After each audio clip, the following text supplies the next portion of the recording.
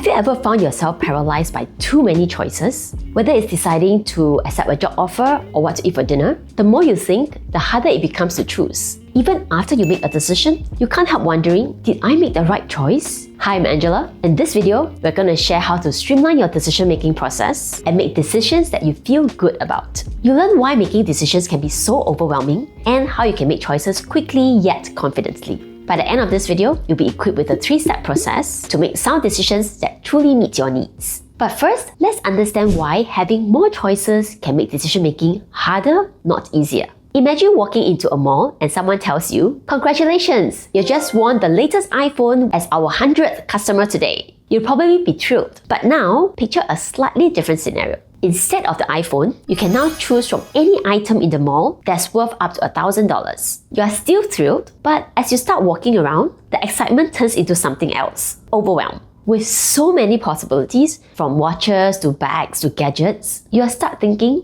what should I choose? And no matter what you finally decide, there's a chance that you end up regretting the other things that you didn't pick. So here's a surprising truth. We think that more choices make us happier, but research shows that too many options actually lead to more stress and indecision. This is called the paradox of choice. We end up overthinking, second-guessing, and often feel less satisfied with whatever we end up choosing. So how can we overcome this? The key is to remember, you don't have to find the perfect solution. In most cases, there will be several options that can meet your needs. You just need to identify those options, make a decision, then commit to make it work. That's much better than being stuck indefinitely in decision paralysis. With that, let's simplify decision-making using a 3-step process to help you make choices confidently without feeling overwhelmed. As always, I adapted these ideas after years of trying out concepts from some of the best books on decision-making. I've dropped some useful links and references into the description below if you want to do a deeper dive. Let's start with the first step, defining your criteria.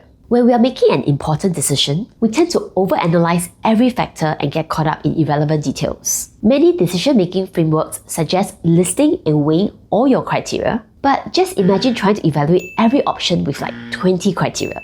You'll probably feel exhausted before you even begin. Research shows that the human brain can only process about 7 pieces of information at any point in time. To avoid overload, we're going to simplify and focus on just 3 essential criteria at this point. Ask yourself, what are the 3 non-negotiable factors that must be met for you to feel good about this decision? For example, if you're looking for a place to live, your non-negotiables might be location, price, and proximity to work. Or if you're searching for a new job, you might prioritize career growth, company culture, and work-life balance. By focusing on just 3 essential criteria, you can cut through the noise and avoid getting bogged down by unimportant details. But what if it is hard to choose just 3 criteria out of a long list of criteria? Here's when you can use a powerful question that I adapted from Gary Keller's book, The One Thing. Ask yourself, what's the one criterion that will help you to hit other key criteria or make them less relevant? For example, your concerns about salary or developmental opportunities can be addressed or absorbed under the criteria career growth. Using this question, you can group or combine different factors into just 3 truly important criteria. Now that you've identified your top 3 criteria, you're ready to streamline your choices further. Step 2. Streamline your choices. Sometimes, once you get crystal clear on your top criteria, you already find an option jumping out at you. Yet, we often hesitate to trust our instincts because we are afraid of missing out on something better.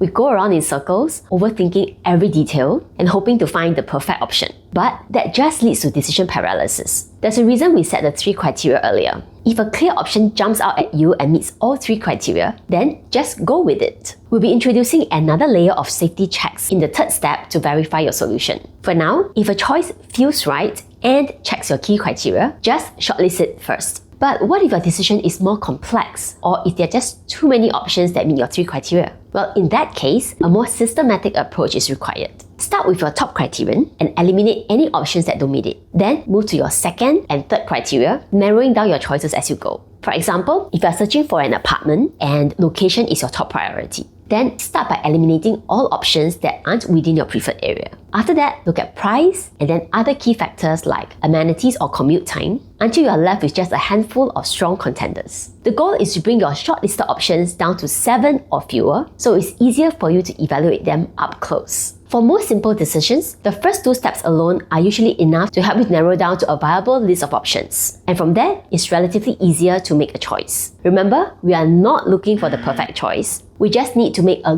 good enough choice that meets our needs. In any case, there's almost never one perfect choice, and being indecisive just wastes precious time and energy. So pick the options that best meets your criteria, then move forward confidently. After all, you can still refine or adapt your decision as you go along. But what if your problem is more complex? If you're still having a hard time narrowing down to a decision, this is where step 3 comes in. For this step, we're going to use 3 refinement checks to help you identify blind spots and confirm that you have indeed made a good decision. First, if you're stuck between 2 or more strong options, introduce a tiebreaker criterion to help you to tip the scales. For example, if you're choosing between 2 job offers that both meet your main criteria, then consider secondary factors like future growth potential, commute time, or work from home flexibility. This will help you to refine your choice without overcomplicating things. Next, ask yourself, what needs to happen for this choice to lead to my desired outcomes? By working backward from your end goal, you can identify any gaps, assumptions, or risks that you must consider or address upfront. For instance, if you're considering moving to a new city for a job, you might think about what it would take to adjust to the new environment, build a social network, or handle the cost of living. Thinking through the details will help to highlight potential difficulties and reassure you that you've indeed made a solid decision.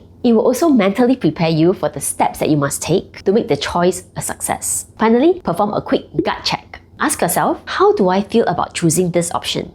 Let's say you have narrowed down to your choices for a new home. Imagine you're going to make the decision right now. In this moment, how do you feel about the choice? If you feel excited or at peace, it's a strong signal that you're probably in the right direction. But if something feels off, trust your instincts and dig deeper to find out where the hesitation is coming from. These 3 simple refinement checks help you to ensure that your choice is aligned with your goals and your final decision satisfies both your head and your heart. That's when you can truly feel confident that you've made the right decision. If you've gotten this far, congratulations! You just learned how to simplify your decision-making process, cut through the noise, and make a good decision that's both logical and emotionally satisfying. Remember, most of the time, it's better to make a good enough choice and keep moving forward than to remain stuck waiting for the perfect option, which doesn't exist in any case. For more complex decisions, you also now have additional tools using the tiebreaker criterion, checking assumptions, and listening to your gut to make sure that you have weighed the options properly and made a good choice. This 3-step formula can help you to move forward with confidence, knowing you have made a sound decision based on what truly matters to you. Moreover, decisions are seldom black or white, and you can continue to make adjustments after your initial choice. But what happens if you are stuck in a different kind of challenge, where you are stuck not because you have too many options, but because you see no way out? That's when you need to broaden your options, and we explain how to do that in this other video. Remember to subscribe to GrowthGarden for more practical tips on how to do more with less. Thanks for watching. I'll see you in the next video, and let's keep growing together.